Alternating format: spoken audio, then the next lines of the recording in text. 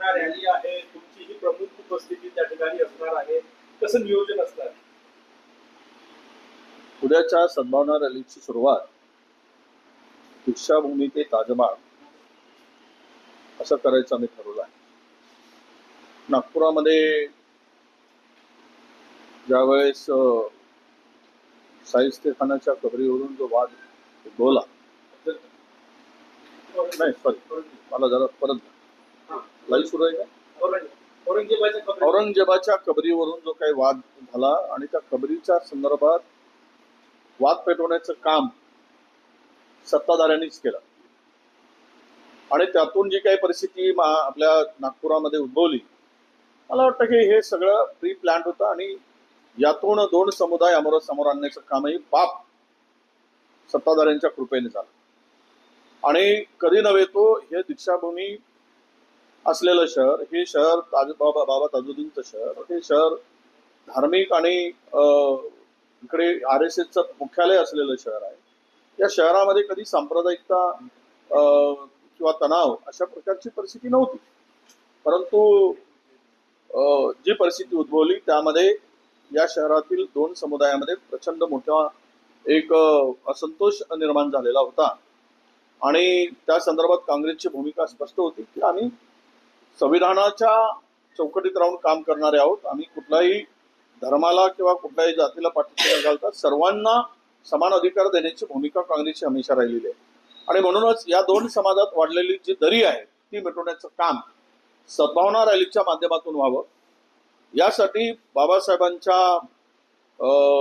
आणि जी दीक्षाभूमी आहे, जिथे दीक्षा दिली बाबासाहेब, तिथून संविधान निर्मात्याच्या स्थळापासून याची सुरुवात व्हावी आणि शहरामध्ये शांतता नांदावी, शहरामध्ये सलोखा निर्माण व्हावा, शहरामध्ये भाऊबंदकी वाढावी, शहरामध्ये पुन्हा अशा प्रकारच्या घटना घडू नयेत, यासाठी सर्व धर्मांना, सर्व जातीच्या लोकांना आवाहन करण्यासाठी ही सद्भावना रॅली आम्ही काढतो. आणि यातून निश्चितच नागपूरच्या अशांत नागपूरला शांत करण्यासाठी आणि जो तणाव निर्माण झाला आहे दोन समाजामध्ये, गैरसमज निर्माण झाले, ती दरी मिटवण्यासाठी नक्की या सद्भावना रॅलीचा फायदा होईल असा आम्हाला विश्वास आहे. लाडकी बहीण योजनेतून 8 लाख महिलांना जे आहे आता फक्त महिन्याला 500 रुपये मिळणार आहे, कारण सरकारचा दावा आहे की त्या महिला केंद्र आणि राज्य सरकारच्या इतर योजनांचा फायदा घेतात, त्यामुळे त्यांना 1,500 फक्त 500 रुपये. नाही, ज्यावेळेस ही योजना लागू केली त्यावेळेस सरकारची बुद्धी भ्रष्ट झाली होती का? सरकारची बुद्धीला लकवा मारला होता का? आता जर बिचाऱ्या संजय गांधी निराधार महिला आहेत, निराधार म्हणजे कोणाला म्हणतात? ज्याला कुटुंबात कोणी आधार नाही, त्या वयस्क आहेत, जे कमवू शकत नाही, जे काही मिळवू शकत नाही, अशा ज्या महिला आहेत त्यांना जर 1,500 रुपये मिळत होते आणि सरकार 1,500 दिलं तर 3,000 झाले आणि त्याचं कुटुंब, ते बिचारा वयोवृद्ध कुटुंब आपला प्रपंच चालवू शकले असते. परंतु यांना काय वाटतं की 1,500 घर चालतं? या सरकारच्या या 8 लाख महिलांना 1,500 ऐवजी 500 रुपये देत असताना यांच्या दूरदृष्टीची कीव यावी लागते, यांच्या विचाराची कीव करावीशी वाटते. अरे, ज्यांना निराधारांना जर 1,500 रुपये मिळत असतील सरकारकडून, राज्य आणि केंद्राकडून, तर तुम्हाला तिथेही खुपतं आणि दुखतं आणि त्यांना मात्र 500 रुपये देण्यासाठी तुम्ही वरून 500 रुपये देताय, कारण 1,000 रुपये सरकारकडून मिळतात म्हणून. हे फार दुर्दैव आहे. म्हणजे मतासाठी त्यावेळेस सरसकट निर्णय घेतले, मतं घेतली आणि आता मात्र यांची या योजना गुंडाळण्यासाठी किंवा तिजोरीवरचा ताण कमी करण्यासाठी अशा प्रकारच्या क्लुप्त्या लढवणं हे निंदनीय आहे असं मी मानतो. एसटी कर्मचाऱ्यांचा जो उर्वरित पगार होता तो आज होण्याची शक्यता असं GR सरकारने काढलेलं आहे. तुम्हाला वाटतं सरकार आपल्या शब्दावर जागेल आणि GR काढायला काय? खाता GR काढतं, डिपार्टमेंट GR काढतं. सरकार म्हणजे ज्या विभागाचे मंत्री सचिव ते म्हणून GR काढतात. त्यांच्याकडे पैशाची तरतूद असेल म्हणून तो GR काढला असेल असं मी मानतो. कारण वित्त विभागाने त्यांना पैसे दिल्याशिवाय एसटी महामंडळाकडे काही पैसे नाही आणि म्हणून फायनान्सने त्यांना मंजुरी दिली असं समजून GR काढला असेल तर पैसे मिळतील आणि देणार आणि मिळणार म्हणून GR काढला असेल तर मला वाटतं की ती फिरवीच होईल. यातून आता आपण आज कुठल्याही टोकाची भूमिका घेऊन बोलणं उचित होणार नाही. हो, या शिक्षक भरती घोटाळ्यामध्ये 580 शिक्षकांच्या भरतीबाबत बनावट भरती आहे, याची चौकशी करावी अशी मागणी खुद्द उल्हास नरड जे डीडी आहेत त्यांनी स्वतः तक्रार केली होती असं म्हटलं जात आहे. हे बघा, उल्हास नरडला बळीचा बकरा केला. खाली पदांना मान्यता देण्याचं काम शिक्षणाधिकारी करतात आणि शिक्षणाधिकारी संपूर्ण प्रपोजल पाठवल्यानंतर अंतिम निर्णय हा डेप्युटी त्यांचा पगार सुरू करायचा, त्याला मान्यता अप्रूव्ह देण्याचं काम शेवटचा, ही फाईल शेवटची असते डेप्युटी डायरेक्टरकडे. पण चोर सोडून खालचे सगळे चोर सोडले आणि उल्हास नरडचा हा राजकीय बळी घेतलेला आहे.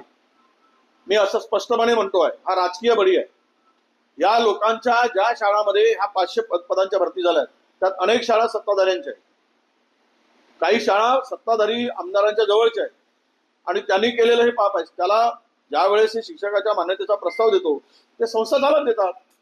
संस्था चालकांनी तो प्रस्ताव देत असताना तो प्रस्ताव तिथून शिक्षणाधिकाऱ्याकडे जातो, त्याचा प्रवास शिक्षणाधिकारी, वित्तलेखा अधिकारी हा सगळा प्रवास करून ती अंतिम फाईल, आणि तिथेही तो कोड जनरेट वगैरे करायचा असेल पे स्केलसाठी किंवा पगार देण्यासाठी, तो सगळं खाली होतं. हे सगळे खालचे त्यावेळेस यांनी स्वतः उल्हास नरडनी माहिती घेतली.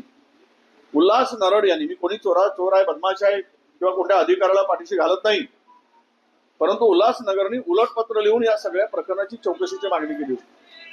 आणि असं असताना त्यालाच पकडणं, मागे ज्यावेळेस एक डोर्लीकर नावाचा अधिकारी सस्पेंड झाला, तो कुणाच्या जवळचा आहे हे आम्हाला माहित आहे आणि त्याच्या वेदना कुणाला झाल्या, सत्ताधारी पक्षातील नागपूरच्या आमदाराला, हेही माहित आहे. त्यामुळं त्यांचा बळी घेतला. याची खरं तर करा ना चौकशी, SIT चौकशी करा. अरे खालच्या अधिकाऱ्यावर, खालच्या लोकांवर कुणावरही गुन्हे दाखल झाले नाही आणि डेप्युटी डायरेक्टर दोषी कसा ठरतो, हा खरा प्रश्न आहे.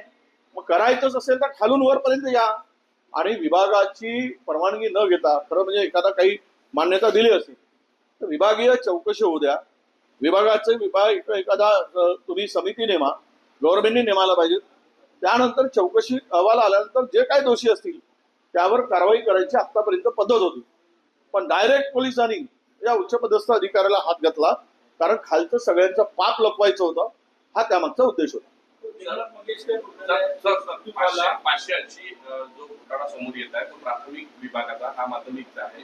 तर यावर गेल्या अनेक वर्षांपासून अशा पद्धतीच्या नियुक्त्या बोगस सह्या करून किंवा बॅकडेट मध्ये करून गेला आणि त्याच्यात एरियस असो की लाखो रुपयाचा पगार असो तो उचलला गेलेला आहे. मंत्रालय सराव चौकशी सुरू आहे, पण पुढे होऊन किंवा मंत्रालय विभागातून असे अजून कुठले असे स्पष्ट आदेश आलेले दिसत बघा, गेल्या 5-7 वर्षामध्ये हे जे काही प्रकार झाले, अनेक सत्ताधारी पक्षाच्या आमदारांच्या त्यांच्या जवळच्या नातेवाईकांच्या या संस्था आहेत. त्यामुळं चोरच स्वतः असेल तर म्हणजे कुंपणच जर शेत खात असेल तर अपेक्षा कोणाकडून करायची.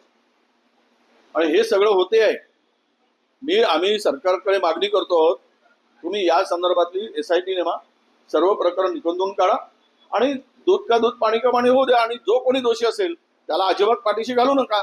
आवश्यकता पडली तर न्यायालयीन चौकशी करा. दीनानाथ मंगेशकर रुग्णालयाचा अहवाल जो आहे आज कॅबिनेटमध्ये ठेवला जाणार आहे. नाही, अहवाल तर स्पष्ट आहे. जो कोणी काही गोष्टी आमच्या पुढे आल्या, खरं म्हणजे त्या दीनानाथला टाळं लावणं आणि कडक कारवाईची अपेक्षा, एवढीच आता कॅबिनेटकडून आम्हाला अपेक्षा आहे. लोकांच्या भावनेचा आदर सरकार करेल आणि हे कोणी काही बेईमानी करून अशा प्रकारचे हॉस्पिटल थाटून गरिबांची लूट करतात त्यांच्या विरुद्ध सरकार कडक कारवाई करेल. तेवढं बोलगेवळेपणा करणार नाही, कारवाई करू, बघू, कडक कारवाई करणार, आम्ही सोडणार नाही, हे काही परवलीचे शब्द आता वापरू नका. कडक कारवाई करा आणि गुन्हे दाखल करा, आतमध्ये करा, मग तुमची मर्दुमकी सरकारची दिसेल. पाणी टंचाई बऱ्याच भागामध्ये आहे. चंद्रपूर जिल्ह्यात आणि गडचिरोलीमध्ये वेळघाटात आहे. नाही, पाणी टंचाईसाठी आत्ताची परिस्थिती अशी झाली आहे की धरणातल्या मुंबईमध्ये सुद्धा तीच परिस्थिती आहे. आता मुंबईमध्ये सुद्धा पाणी कपात सुरू झालेली आहे. मराठवाड्यामध्ये पाणी फार मोठ्या प्रमाणात अनेक जिल्ह्यामध्ये टंचाई आहे आणि विशेष करून विदर्भामध्ये आपण पाहिलं तर वैनगंगा नदी कोरडी पडली. काल 2-4 दिवसाच्या पूर्वी आम्हाला आंदोलन करावं लागलं आणि त्यानंतर 1 TMC पाणी सोडलं. मी काल माहिती घेतली 8 TMC पाणी धरणात आहे आणि 8 TMC पाण्यामध्ये काही ठिकाणी रब्बीचं धानाचं पीक सुरू आहे, त्याला सुद्धा 2-3 TMC पाणी सोडावं लागेल. मग उर्वरित 2-4 TMC पाणी राहील, तो डेट राहील. अशा वेळेस वैनगंगा जर कोरडी पडली तर खूप मोठ्या प्रमाणात पाणी टंचाईला सामोरं जावं लागेल. सरकारने या संदर्भात आता लवकरच आढावा घ्यावा. विदर्भात आहे, मेळघाटात आहे, चंद्रपुरात आहे, गडचिरोलीमध्ये आहे, वर्धेमध्ये काही भागामध्ये आता तक्रारी आल्या आहेत. यवतमाळमध्ये सुद्धा पाण्यासाठी लोकांची भटकती सुरू आहे. काय झालं, कुठे गेलं माहित नाही. हर घर में काय म्हणते, हर गाव में नल, नल में जल. जल कुठे गेला ना, नल कुठे गेला ना, नळाची तोटीच नाही. हे सगळं खाली तोट्या फिरवत बसा आणि जल दाखवत बसा अशी परिस्थिती आणून ठेवलेली आहे. ज्या पाणी पुरवठा योजना आहेत त्याला केंद्र सरकारचे पैसे मिळत नाही, थोडे थोडे पाठवतात. अनेक कंत्राटदार काम सोडून गेले. 18,000 कोटी रुपये दिले होते, काहीतरी 2-3 हजार कोटी रुपये आल्याची माहिती आहे. मग हे कशाला सोंग करायचा? हर घर में जल में नल, हे संपूर्ण बनवाबनवी आहे. ह्या टंचाईवर सरकारने आता आवश्यकता पडली तर टँकर सुद्धा लावायची तयारी ठेवली पाहिजेत आणि ही परिस्थिती आता आलेली आहे. थँक्यू. लोकशाही मराठी ऐका, पहा, जागरूक रहा.